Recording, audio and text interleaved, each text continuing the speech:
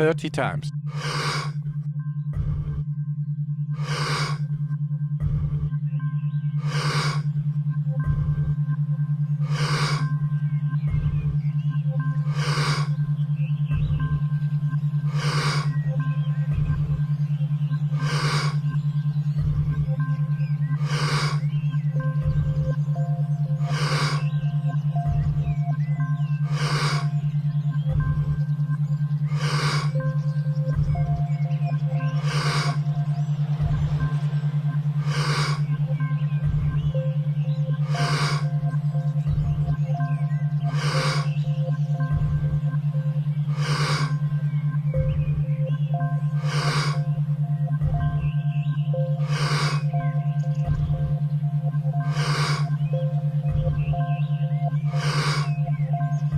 Ten times more.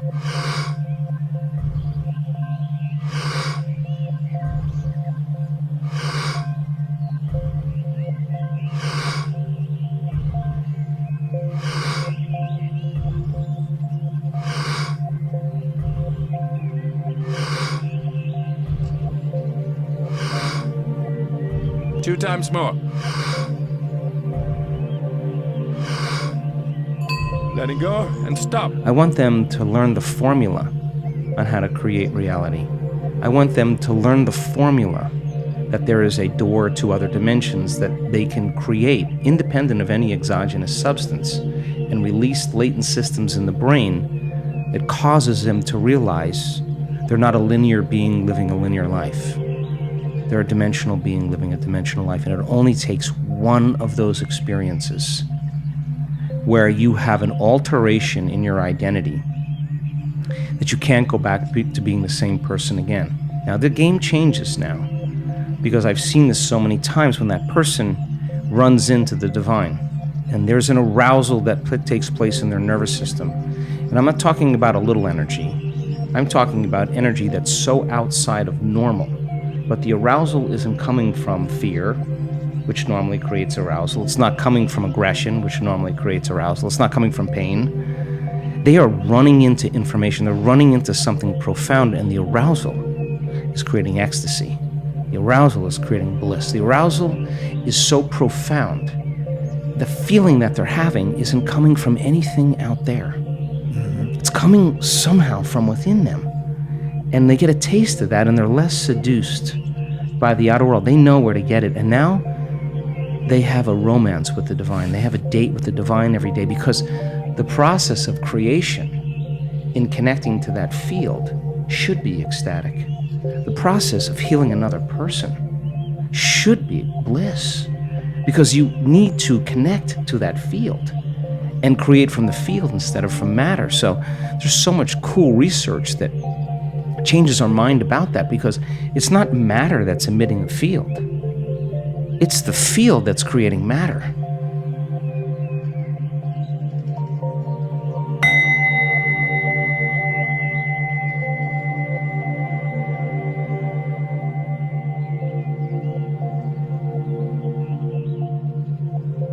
Thirty times.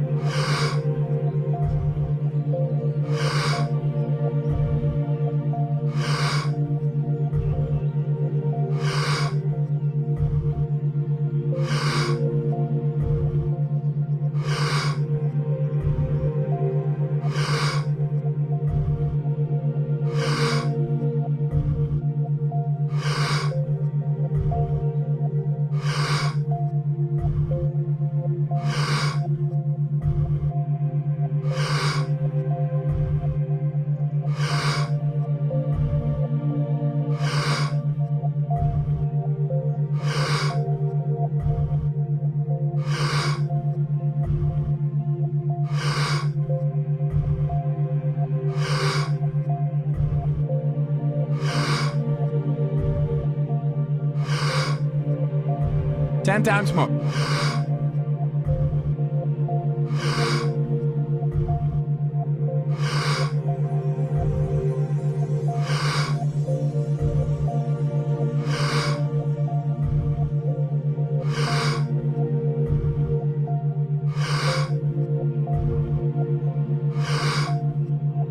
Two times more.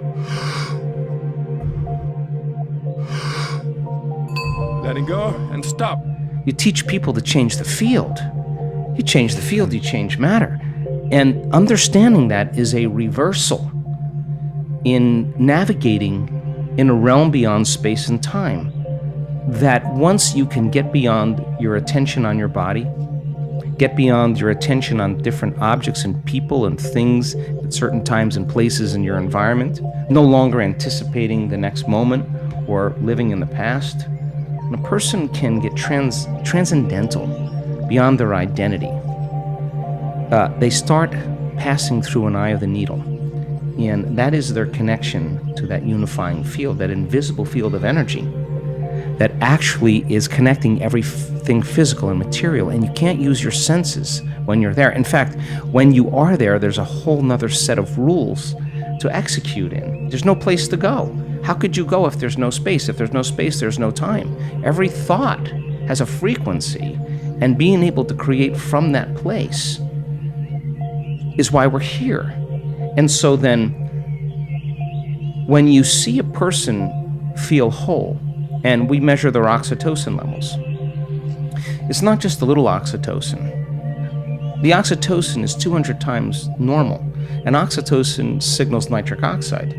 And nitric oxide signals a chemical called endothelial-derived relaxing factor, and that causes the arteries in your heart and your lungs to literally open up. And just like your sexual organs get engorged with energy and fluid and blood, when that center is aroused, with the same intensity, you have a fullness in your heart. It's physiological.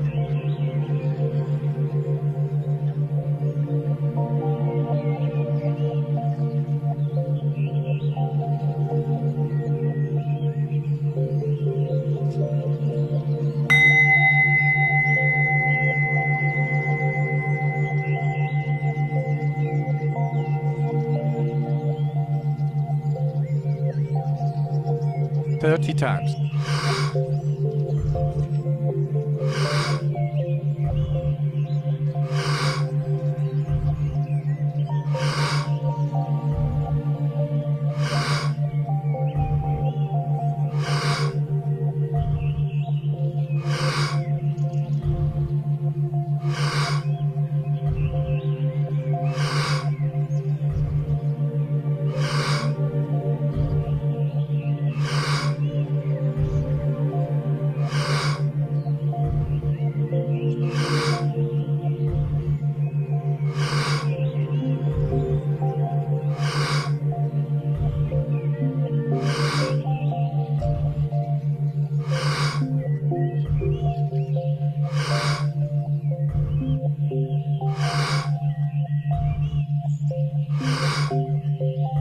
Ten times more.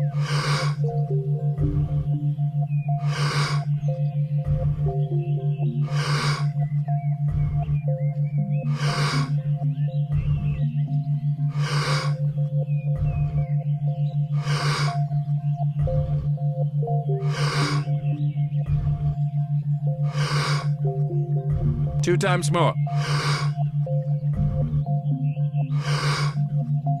Letting go and stop. And when oxytocin is released, it's impossible to hold a grudge.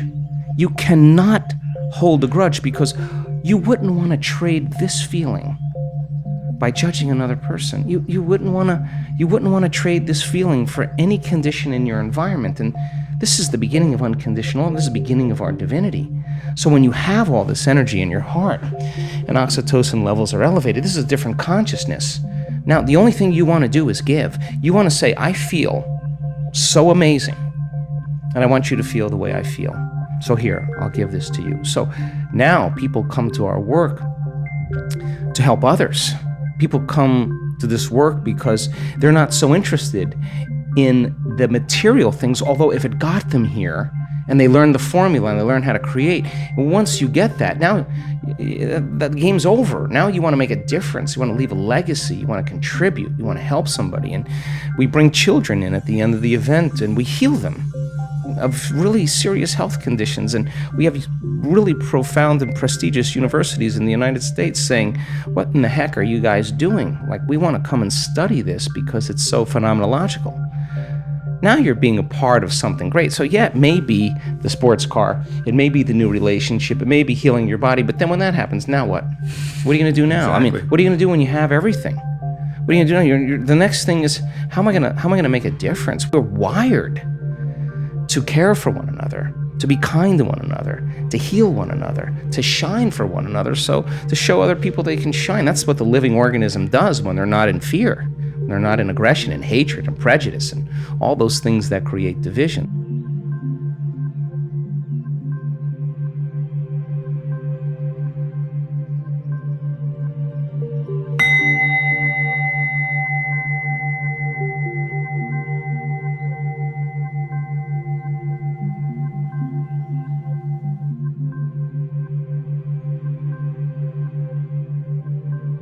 Thirty times.